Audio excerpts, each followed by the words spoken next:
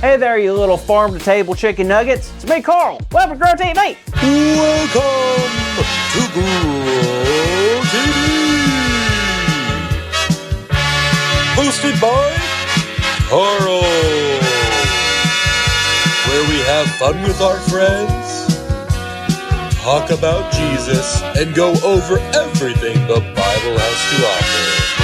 Now once again, welcome to Grow TV. Well, howdy, y'all. Welcome back to the farm, and I am so happy to see y'all. How happy am I, you might ask? Well, I'm about as happy as a chicken on a soft pillow. You see, I've recently lost something that was very important to me, and I need your help finding it. So here's the situation. I just finished churning the butter, picking up the eggs in the coop, and brushing the horses, and then I realized something.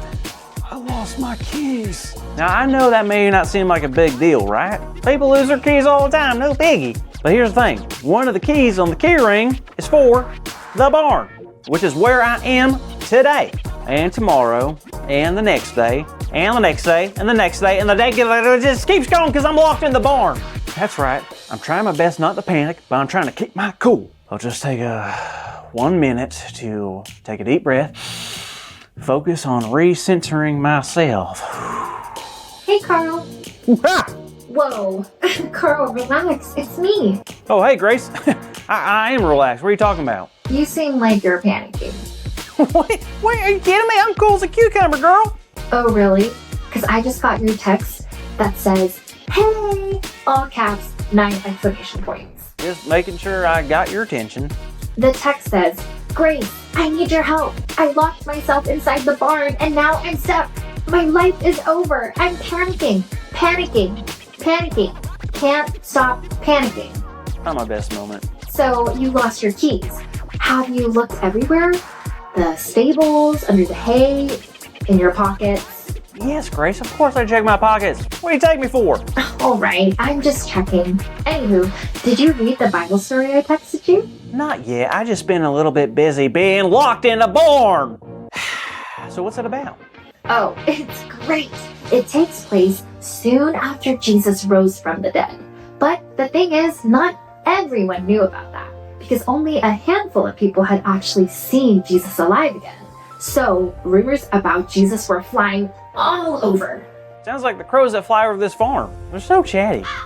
Maybe they stole my keys. So there were these 2 men who were walking outside the city, and they were talking about Jesus and all that had happened, when suddenly Jesus walked up behind them and began to talk with them. Whoa, they were talking about Jesus and he shows up? What are the odds? They must have been sacked. That's the crazy thing. They didn't even recognize Jesus.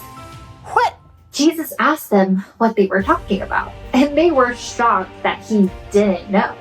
They assumed everyone had heard the stories of the man named Jesus, who was taken prisoner even though he did nothing wrong, and then was sentenced to death by being hung on a cross. They also told him that this Jesus was supposed to be the Son of God, and that some people are saying that he has rose from the dead. Wow! And they still had no idea that they were talking to the Jesus? Not a clue. They thought it was some random guy, but that's when Jesus began to talk to them. He told them that they may want to take a closer look at what the scriptures had said. He told them, did not the Messiah have to suffer these things and then enter his glory? What'd they say? Well, it was. At that time, they realized that this man was someone special. So they invited him to come over for dinner.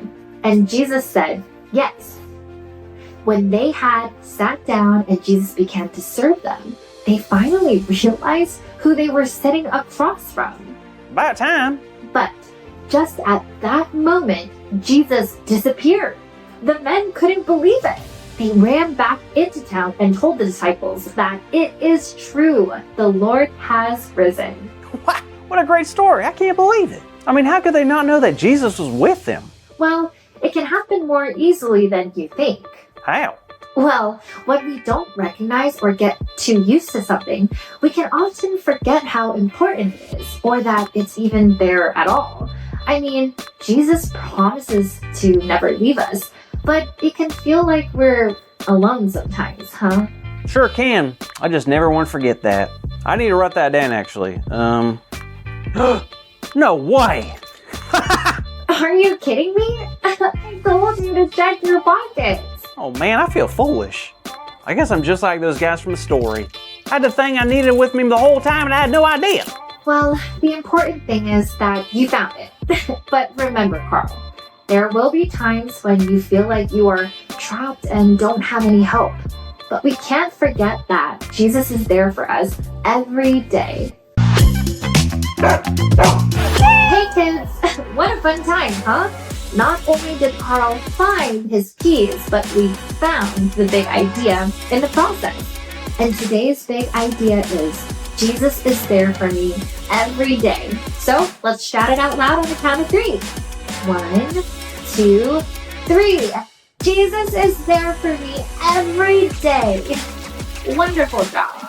Now it looks like Carl's last day on the farm is next week, so make sure you don't miss it, okay? See you then. Thank you for watching, and tune in next week for a new episode of